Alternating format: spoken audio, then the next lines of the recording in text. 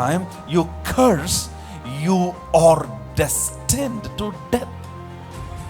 నువ్వు శపించుకున్న ప్రతిసారి మరణమునకు దారి తీస్తున్నావు. నీవును నీ సంతతి బ్రతుకున్నట్లు జీవమును కోరుకోనండి. Choose life, you need to choose. నువ్వు బ్రతకాలంటే నువ్వు కోరుకోవాలి. నువ్వు దీవించబడాలంటే కోరుకోవాలి. అది వచ్చి పడిపోదు నీ పైన. నువ్వు వృద్ధి చెందాలంటే కోరుకోవాలి. You need to choose. God has given you an option. You need to choose. నువ్వు దాన్ని కోరుకోవాలి. ఎలా కోరుకుంటావు? అదే యెషయా చెప్పాడు 65:16. ఎలాగా? By saying. నువ్వు పలుకుట ద్వారా దాన్ని కోరుకోవాలి.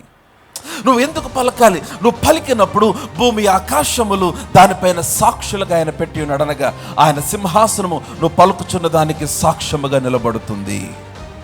అంటే నువ్వు పలుకుచున్నది ఆయన సింహాసనం చేత స్థిరపరచబడుతుంది. ఈరోజు నువ్వు లేచి the favour of the lord is upon me, నువ్వు అది పలికితే అది నీ జీవితంలో స్థిరపరచబడుతుంది. So the pass code to activate favour, దయ నీ పైన పని చేయునట్లుగా అది క్రియలోనికి తీసుకొని వచ్చేది ఏంటనంటే నీ నోట ఉన్న వాక్యము.